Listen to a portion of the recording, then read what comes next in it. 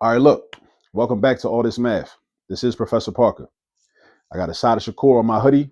Shout out to Asada Shakur, revolutionary freedom fighter, former member of the Black Panther Party for Self-Defense, former member of the Black Liberation Army, escaped from prison.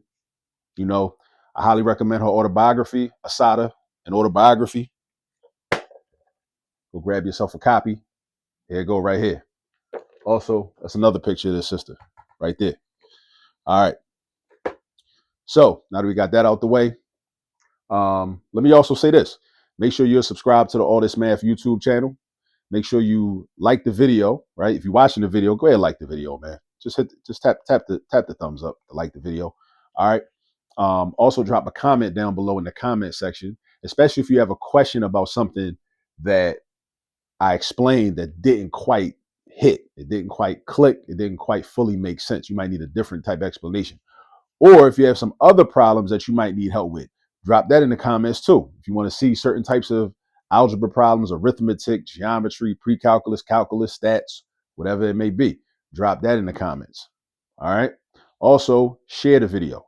Share the video with some other people that might also be trying to prepare for the Keystone algebra exam or just need help with this particular skill because they might have a test coming up or a quiz coming up or whatever. All right. So now let's get into this. The question says, what is the greatest common factor, GCF? Remember, that's what GCF stands for, the greatest common factor of these two algebraic expressions. Sometimes we can find the greatest common factor of two numbers, three numbers, four numbers. Sometimes we can find the greatest common factor of algebraic expressions, two of them, three of them, four of them, however many, right? Similar rules apply.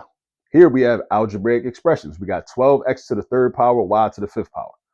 And we got 2x to the second power, y to the seventh power, right? So first thing you want to do is we want to deal with the coefficients first. All right. You don't have to do it like that, but that's just the way I do it, right? You do want to, however, separate the coefficients from the variables. You want to deal with those separately because you kind of approach those in different ways. So if I'm finding the GCF of 12 and 2, the greatest common factor of 12 and 2 is 2 because 2 is the biggest number that both 2 and 12 are divisible by. That's what the word common means. Think about what the letters in GCF stand for. Greatest common factor. What do they have in common, right? Out of all the factors of 2 and all the factors of 12, what factors are common and what's the biggest one out of all the ones that are common? This is how it looks. And of course, you don't have to do this every time with every problem, but this might be helpful for right now. All right. Just so you can understand the concept, because I want y'all to, anybody watching this video, I want you to understand the concept of what you're actually doing when we're finding the GCF. So let's say we write the number 12 down and we list all of its factors, right? In factor pairs. So I say, okay, I know 1 times 12 is 12. So those are two factors. I know 3 times 4 is 12. So those are two more factors. I know 6 times 2 is 12. So those are two more factors. And that's all the factors of 12. 12 has 1, 2, 3, 4, 5, 6. 6 factors. And then I take the number 2 because I'm comparing them. 2 is a prime number that only has 2 factors, 1 and 2. So common, the C stands for common. What are the numbers in this list that are common to numbers in that list? I see 1 in both lists and I see 2 in both lists. And then I say the letter G stands for the greatest. Out of the common factors, 1 is a common factor and 2 is a common factor. Which one of those is greater? The number 2. That's why 2 is the GCF. That's why. So that's like the handwritten, the written out long way to prove that 2 is the GCF of 2 and 12. All right. So that's why, right? Because what you're looking for is the factor that these two numbers have in common. What factor does 2 have in common and 12 have in common? And one of the best ways, excuse me, one of the best ways to do that is to just either know mentally all the factors of the numbers and have those memorized, which is helpful. I highly recommend it. Memorize all the factors of every number from up to 1 to 200. That's something that I preach about. I'll be trying to tell people, listen, memorize all the factors of every number from 1 to 200. And that might sound like a lot. You might feel overwhelmed. What you mean 200 numbers? A lot of the factor groups are going to repeat anyway, right? Because for example, All the factors of 16 are also all the factors of 32.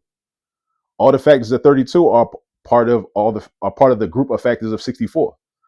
See how that works, right? You're going to see these numbers repeat over and over and over again. All right, so it really ain't as difficult as it might seem.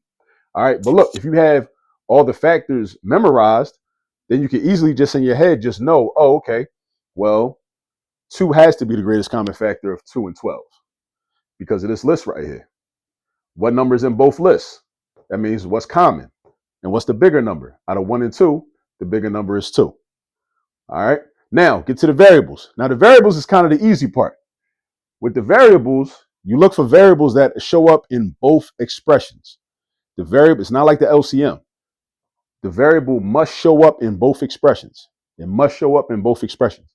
And then you choose the variable with the smaller exponent. So here we have x to the third and x to the second. 3 is bigger than 2. So therefore, we're going to use x to the second. We got y to the fifth and y to the seventh. 7 is bigger than 5. So therefore, we're going to use y to the fifth, right? That's what we do. And we basically done. We done. We just got to write it. So let's put everything together. So out of the 12 and the 2, my common factor is 2. Out of the x cubed and x squared, my common factor is x squared. Out of the y to the fifth and y to the seventh, my common factor is y to the fifth. And that is our final answer. All right. That's it. 2x squared y to the fifth. Notice what we did. Common factor of the coefficients, and then find the common factor of any variables that are present in both variable expressions. They must be present in both expressions.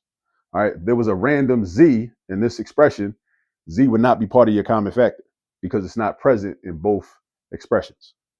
All right. It wouldn't be part. All right. That's about it. Remember, like I said, make sure you subscribe to the channel. Make sure you like this video. Make sure you drop a comment down below.